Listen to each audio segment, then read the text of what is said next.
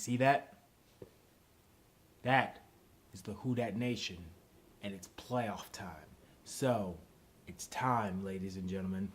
Ladies and gentlemen, I am the Shadow Walker of the Stadium Junkies Media, the Saint fan, member of the Who Dat Nation. First off, before I get started with this pregame analysis, I wanted to apologize to all of my subscribers. Nah, not that many, but I just want to say I haven't been able to upload any videos due to me not feeling well and the holiday season, and just allergies were just kicking in, and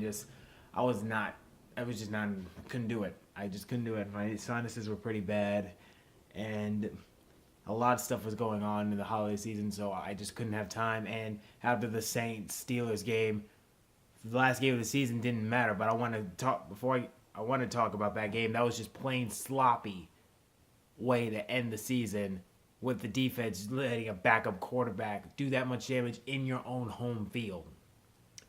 But that's all I got to say about that. And then another thing, this team, the record-wise, is eerily similar to the Saints when they won it in 2009.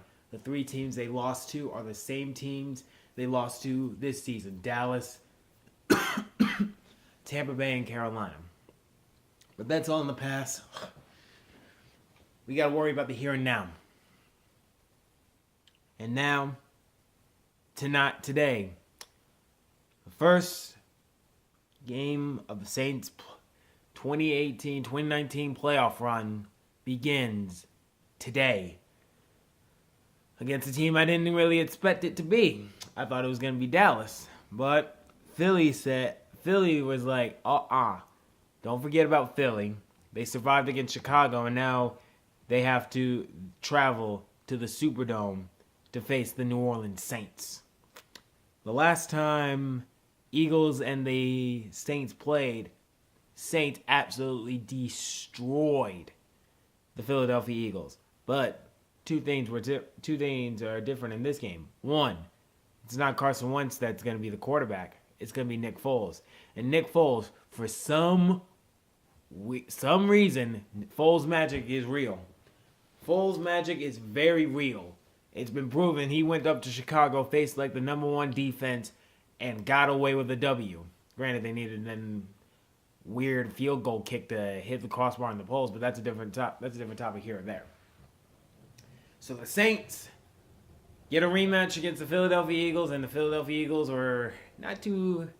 They have some bad memories about that last game where Saints absolutely blew them out, and some say they ran the score. I mean, I said it like in the fourth and long situation, they did not need to score a touchdown, but neither here nor there. I gotta worry about today's game. So, Who Dat Nation? First thing, I need that stadium to be loud, absolutely deafening when Nick Foles and the Eagles are on the field. Make that stadium so raucous. Defense, feed off that energy.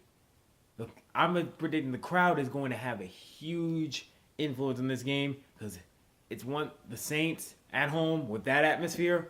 My God, that is a tough team to beat in the Superdome. But Saints, Eagles, 3 keys for the Saints if they want to move on to the NFC Championship game. 1, establish the run. What the thing is, in the last game, Drew Brees just gouged that secondary that was depleted on injuries. It wasn't by Michael Thomas, it was by Traquan Smith. He had like over 100 yards receiving. Drew Brees was just lighting it up in the passing game. I don't mind seeing that, but I would like to see not just one-dimensional Drew Brees. I need to see an offense that can run the ball effectively. I want to see a lot of Mark Ingram, and I want to see a lot of Alvin Kamara catching passes in the backfield. Heck, even throw Mark Ingram some passes in the backfield. Let him shed some tackles, break some tackles, and just get yardage. Get ahead. Run the football. Run the ball. Set up the play action. If Drew Brees has access to the play action pass and the deep ball, it's over. It is absolutely over if they open up the playbook. Second key. The second key in this, you've got to get Nick Foles on the ground.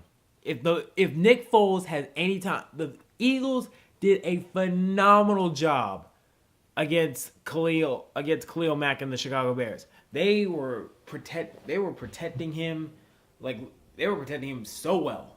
I mean, my goodness. I could barely see Nick Foles. He was barely sacked. He had like maybe a couple of sacks here or there, but not too game-breaking. Then Jason Peters shut down Khalil Mack. That cannot happen against Cam Jordan and Sheldon Rankins and oh my God, Marcus Davenport. I almost forgot that defensive tackle we gave a first-round pick for. But you've got to get pressure on You've got to get pressure on Nick Foles. If Nick Foles is uncomfortable, oh man, that will be huge for the New Orleans Saints. Third key, I say this before, I went on third down. I don't need to see three and outs like they did against Dallas. I need them to be active, keep moving the chains, keep that defensive of the Eagles on the field. Keep wearing them down. You keep wearing them down, they're not going to keep up with this high potent offense. And also, Ted Ginn, he had maybe 1 to 2 deep bombs will be thrown to Ted Ginn to stretch the field. Ted Ginn, I never thought I'd say this, but he really helps this New Orleans Saints offense with the deep ball. You have a legit deep threat in speedster and Ted Ginn. He can burn some of the secondary. The corners, and get past the safeties. Throw a deep bomb to Ted Ginn. If he catches it, it's done. It's absolutely done. But, so what I'm predicting from this New Orleans Saints game, I'm going to say the Saints win against the Philadelphia Eagles, but it's not going to be a blowout like last time. It's going to be really close. I'm going to say the New Orleans Saints should win this game, unless some Nick Foles magic happens again. The Saints will win this game 28-21. I don't expect this defense to I don't expect this defense to be as shut down as they were in the last game. I expect Doug Peterson to maybe adapt some plays, get some guys open, get Alshon Jeffrey open, because Nick Foles loves throwing the ball to Alshon Jeffrey. This isn't Carson Wentz who loves to throw the ball to Zach Ertz. This is Nick Foles who can throw it deep, and he will throw it deep to Alshon Jeffrey, and he's got Golden Tate. I believe Marshawn Lattimore... I believe the Saints are going to try and take Alshon Jeffrey out the game, so I expect Marshawn Lattimore to be the one covering Alshon Jeffrey, but I believe that's a mismatch because Alshon Jeffrey is just way too big. He's way too big. He can out-muscle, so you might need to have the secondary drop back in coverage and probably double team him, but that leaves Marcus Williams, the one who missed the tackle, or Eli Apple. One of those two is going to be guarding Golden Tate.